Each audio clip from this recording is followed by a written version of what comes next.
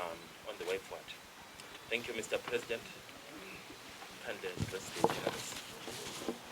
well, thank you, members of the press.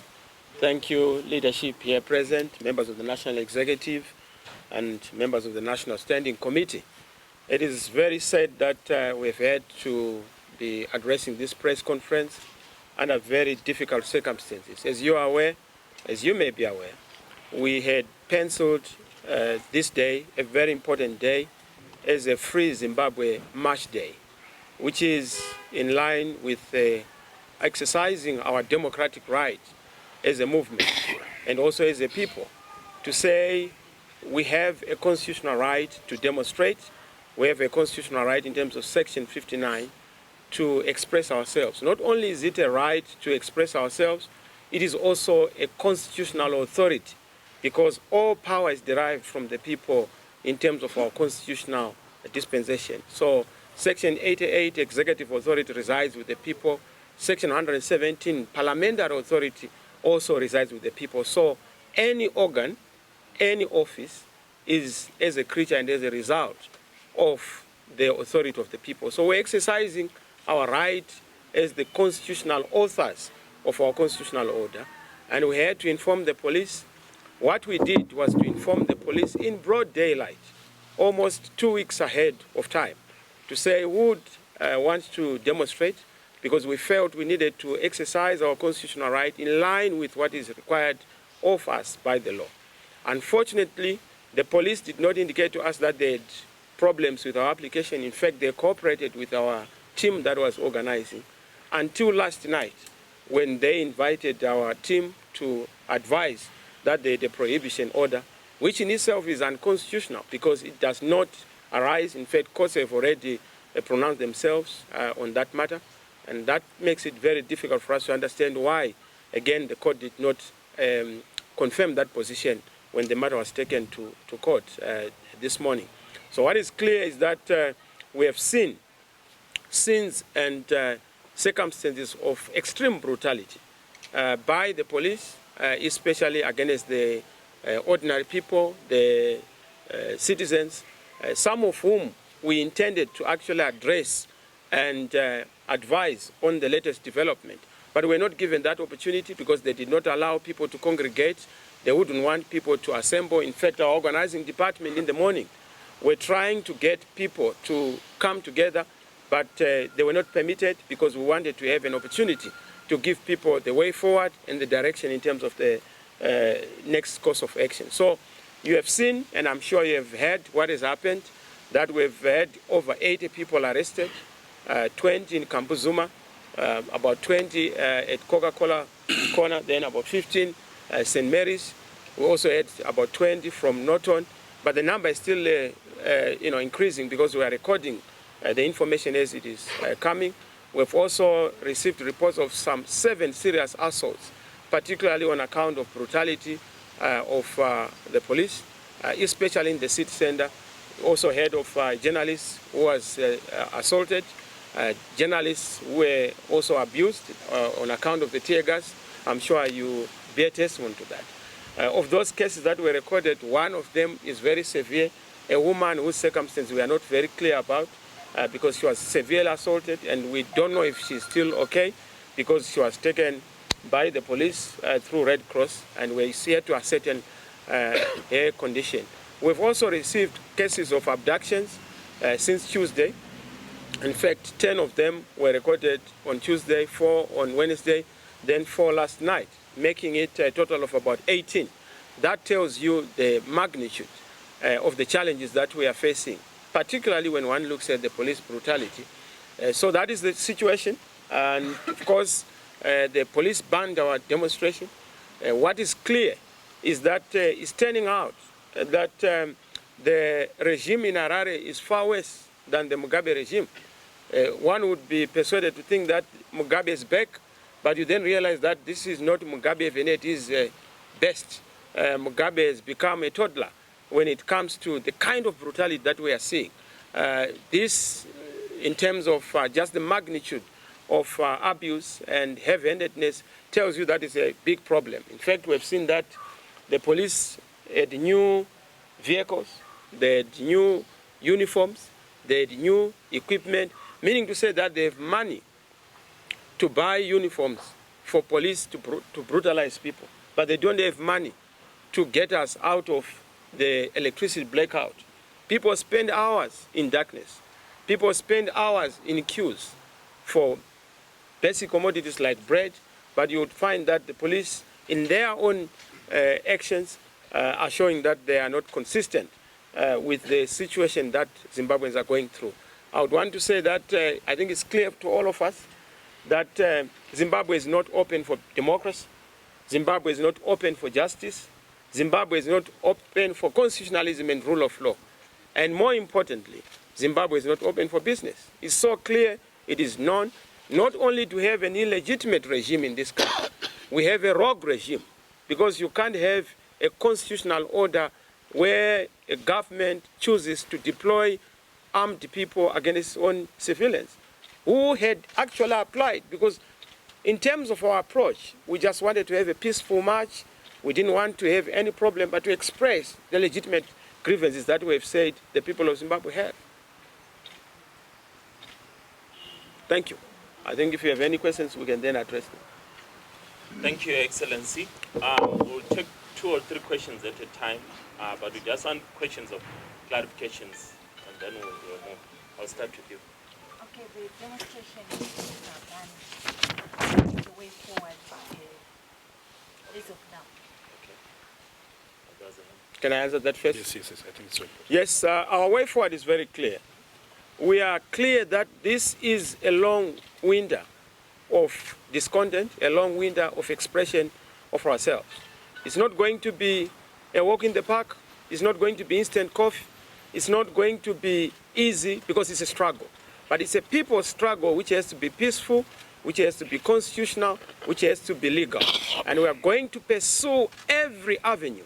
There is not going to be any rest until the people of Zimbabwe achieve a people's government. A people's government is only going to be a creature of a settlement that has to come through comprehensive reforms, through a transitional mechanism, through understanding that the roadmap that we have put on the table is followed. So yes, you are going to see more of the action, peaceful action in other cities, more of the action in Harare. In fact, this is not the end, it's the beginning. What you are seeing is just but a teaser. This is an introduction. We are going to be on the streets until the state responds to the street. Because hunger is on the street and not in the state. Poverty is on the street, not in the state. And we want to activate the streets until the resolution of the issues is achieved. A lot of people think that the crisis in Zimbabwe is an economic crisis. Far from it. It's a political crisis. Fix the politics in order to fix the economy.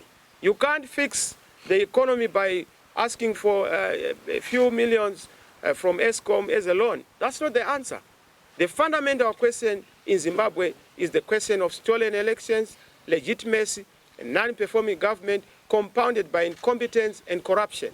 That is what we must address. But how do we address that? We address that through political dialogue that has to be embarked upon, which is credible. And that is our option that we put on the table. So yes, you must know that people of Zimbabwe have the right to organize themselves, and they will continue to do so. Thank you so much, Your Excellency. There was a hand at the back. Yeah, my name is Ari Goldstein. I represent the state of the nation. Mr. Chamisa, I would like to ask you one question.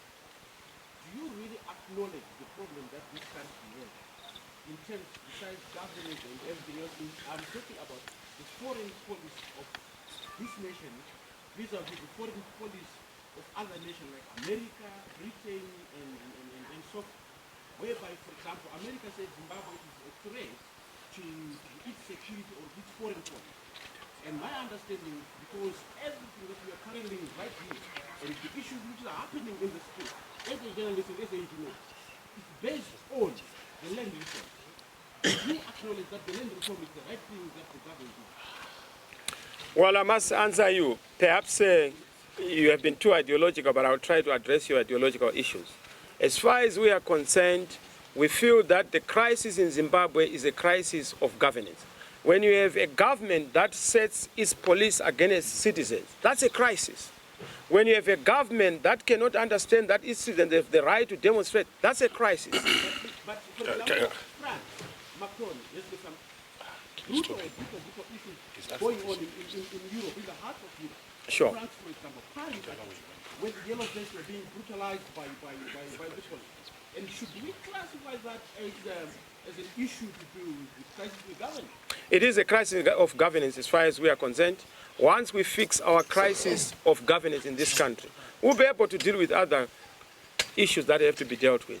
How we relate with other countries is a fundamental issue. It goes back to how we also relate in our own country.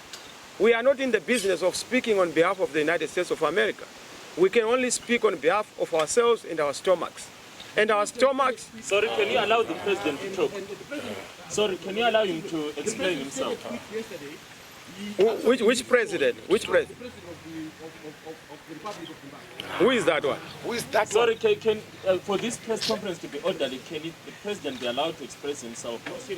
And can you allow other journalists to also ask? But give me the This is opportunity not your to press respond. conference for all Unless of one us. of the Let the president explain Daniel. himself and then let other people. Thank you. Thank you. My brother, we give you the right to all the responses. But when you come with an ideological perspective of a political party, we then have to address you as such. And we'll give you time. We can engage on those discourses. For now, we want to give direction on those who want to hear. I've told you that the crisis is a crisis of governance. If you feel otherwise, we can have that engagement at the appropriate time. Thank you. Okay, another question?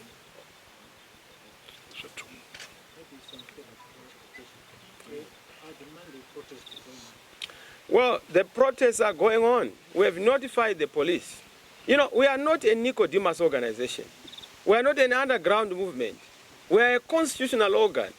The party that won the elections on July the 31st. So we do our things in a constitutional manner. That's why we don't play hide and seek. We advise the police in broad daylight, but they chose to respond to us at midnight. Just like we had participated in the elections broad daylight, but they announced the elections at midnight. So we now understand that there is bad faith on the part of government, on the part of Mr. Mnangagwa. Whenever we do things according to the law, they obviously do not treat us as such. That's why we must review our strategy. And that's why today we didn't want to risk people's lives by continuing to be confrontational. Because if we had chosen to be confrontational, there would be blood in the streets. But we don't want to walk on dead bodies to the resolution of our crisis. We can resolve our crisis through peace, and that is what we pursue. We are not anarchists, we are not blood mongers like our colleagues. So we don't want any life to be lost. And that's not stupidity. Thank you, Excellency. Just one or two more questions. Yes. I'll check the final response. I just want to understand, in light of the court ruling, what is the next step? We have multiple million steps to take.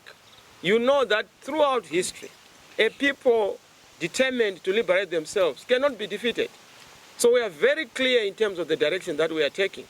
We are very clear in terms of the next course of action. We will continue to mobilize. But what you are going to see is a mutation of our strategy. Because when you are facing a confrontational regime, we must also use tactics that are going to be above them. They can't be above the people. They can't defeat the people. Smith tried it and was defeated.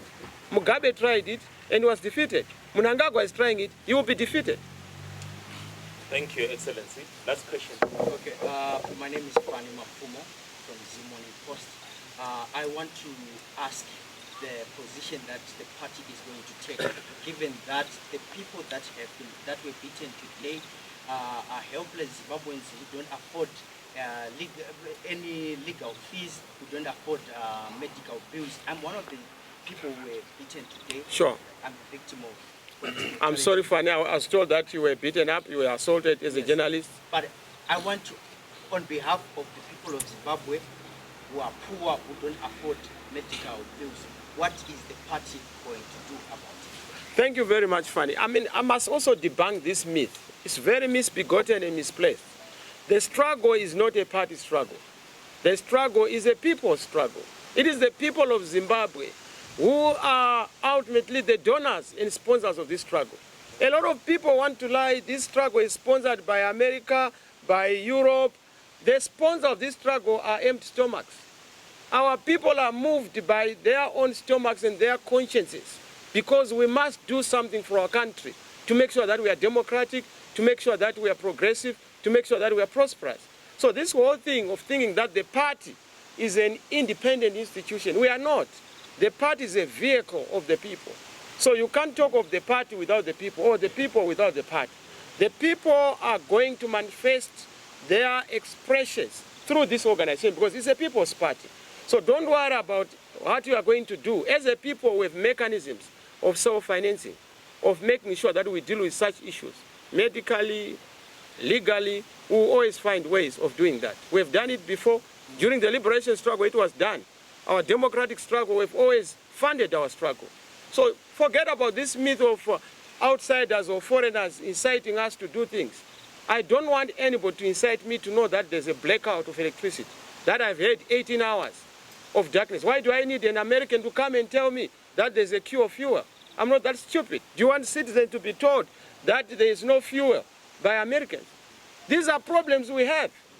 Do we need Americans to tell us that elections have been stolen? We voted. It's not Americans who voted. So don't try to outsource the problem of Zimbabwe. It is our problem as a people. We must resolve it face to face. Mnangagwa, be serious about the people.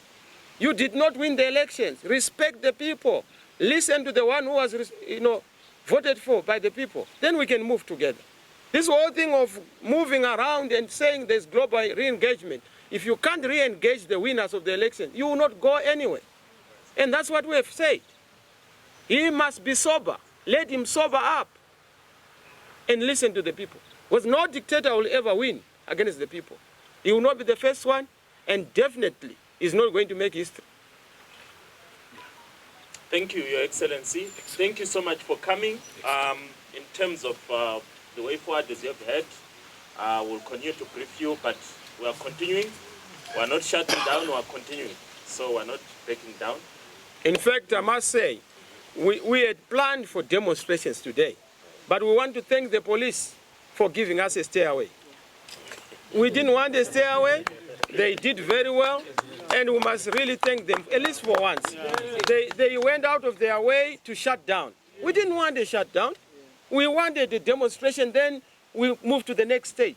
Our struggle is very clear. We know our objective. Don't worry. A lot of people think that is instant coffee, it must be a walk in the park. No, we are very clear of the objective. A people's government that is legitimate, that is the end game. We want to resolve the crisis of legitimacy, but we also want a government that responds to grievances of the people. That will come as a result of this protracted, incessant, persistent, peaceful action by the people of Zimbabwe. Because nobody can ever defeat the people in an idea whose time has come.